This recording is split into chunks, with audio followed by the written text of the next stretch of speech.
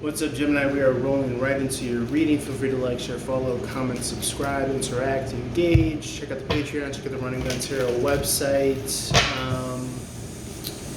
What else? Holler at your for one-on-one reading if I said that already. Readings could be done over video, chat, FaceTime, Messenger, whatever you feel comfortable with.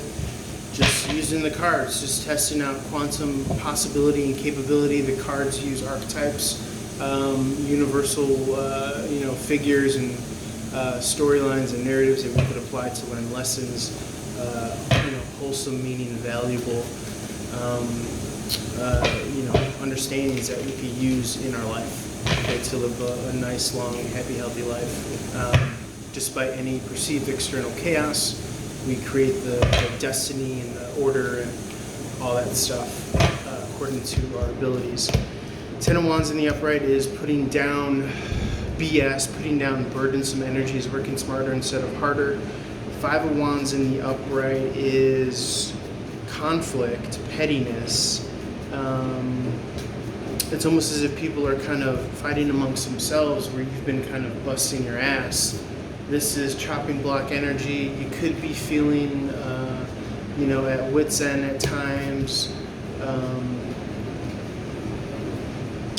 Not understanding why people are kind of conflicting amongst themselves, not understanding this kind of immature energy that's being brought here, but try to understand that the immaturity is coming at the level in which people are operating at. So you can't befault a child for having a childlike mentality just as well as you can't really fault an adult for acting immaturely. That's kind of just their unhealed child within, you know what I'm saying? But everything is up for interpretation and subjectivity. Queen of Cups in the upright is coveting something emotionally, really having something in the vein of heart, emotional investment that keeps us coming back for more. That's also our relationship with life and ourselves. Knowing that, nothing can be so bad or so serious that you're wanting to throw the baby out with the bathwater, so to speak. The baby of, your life and how far you've come and how far you've achieved.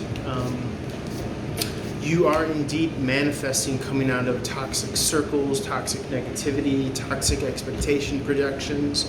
Nine of Cups in the upright is meeting your emotional independence and stability, being able to stand on your own 2 feet, having a solid track record, not being able to be knocked off the hinges.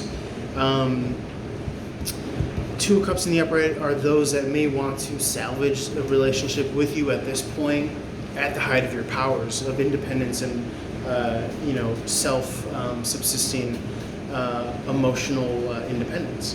So you have the pick of the litter here. You get to dictate and choose who you want in your life.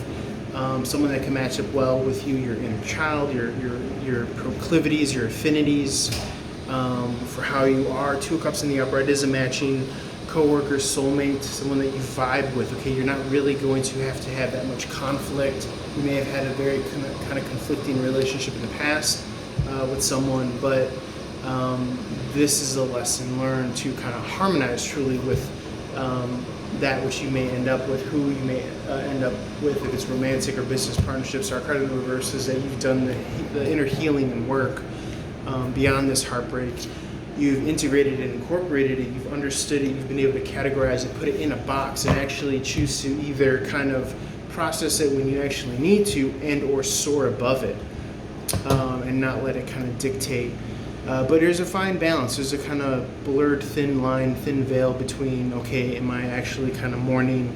But don't worry, because no matter what you do, you got to come back home to yourself and you got to eventually kind of process those emotions. They'll get you, but at the same time, you will reach a period where you kind of keep on recognizing them and revisiting them, or they will be revisiting you, if it's sadness, sorrow.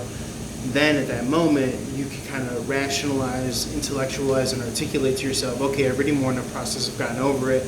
Now it's time for me to kind of woman up, man up, stand up, soar above it, focus on my happiness mantra, my meditations, my, whatever it is that helps you kind of bigger and better in your life. And, living this kind of awe-inspired, awe-and-wonder life that is worth living. But again, that's going to come from within. You know what I'm saying? You're not just going to open up the door and see all that. If you just open up the door and look outside and see what's out there, chances are, if you're gonna be left to your own devices, your own programming of perception, you're gonna just see what they're showing you. But if you have mastery over the kind of holographic projector that is, your mind, again, without falling into the realm of just completely denying, a threat or something real, then you'll be able to tap into and see the bigger picture of the awe and the wonder. You could actually be able to see heaven or hell, essentially. But again, that's dependent on where you're looking and what your perspective is and what you're willing to kind of overcome within yourself. And it's going to be just as kind of hard or as easy and effortless as you tell yourself, really, truly, Gemini. So really loving your vibe. I appreciate you for letting me share your energy and vice versa. On to Cancerian. As always, feel free to like, share, follow, reach out for one-on-one reading. Love you guys. Holler as your board. Gang, gang. Peace.